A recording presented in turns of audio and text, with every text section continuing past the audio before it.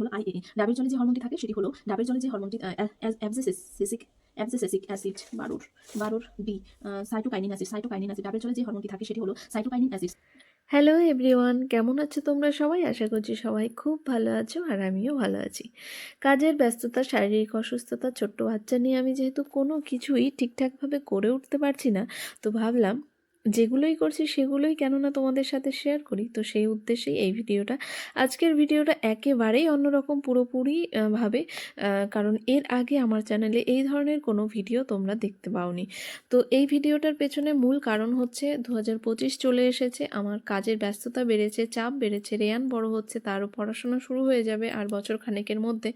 তো এক্সট্রা একটা হেডেক রয়েছে এবং যেহেতু সেরকমভাবে নির্দিষ্ট কোনো কাজ বা কোনো কিছু করা হচ্ছে না আমার দ্বারা, তো ভাবলাম কেননা নিজেকে একটুখানি অন্যরকম করে গড়ে তোলা যায়, তাই নিজেকে একটু পড়াশোনার মধ্যে নিমজ্জিত করার প্রয়াস মাত্র বলতে পারো।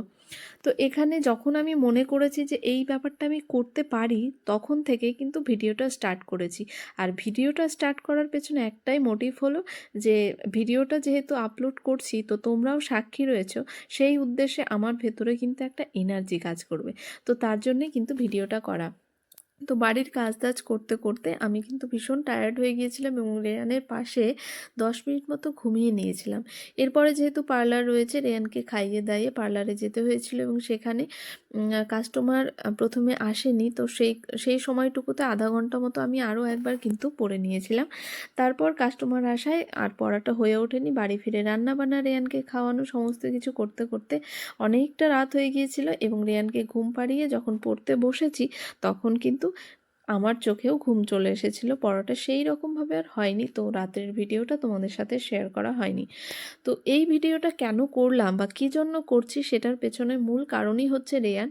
কারণ রেয়ানকে একটা ভালো জায়গায় পৌঁছে দিতে হলে তার পেছনে অনেক কিছুর দরকার এবং সেই জন্যই কিন্তু নিজেকে একটুখানি অন্যরকম করে গড়ে তোলার প্রয়াস। তো জানি না কতটা কি হবে বা কি করতে পারবো বা কি করতে পারছি, কিন্তু চেষ্টা করতে ক্ষতি কি, তাই না বলো? তো সেই কারণেই, এবং আমাকে দেখে যদি তোমাদেরও একটুখানি হেল্প হয় বা তোমাদেরও ইচ্ছে জাগে যে হ্যাঁ আমরাও করতে পারি, কারণ আমাদের জীবনে বাধা তো থাকবেই, বাধা থাকবে, সমস্ত কিছু থাকবে, সেগুলোকে কাটিয়েই কিন্তু আমাদেরকে যাই করব না কেন আমাদের নিজেদেরকেই করতে হবে। তো সেই জন্যেই করা, প্রচণ্ড চাপ হয়ে যায় তবুও করা।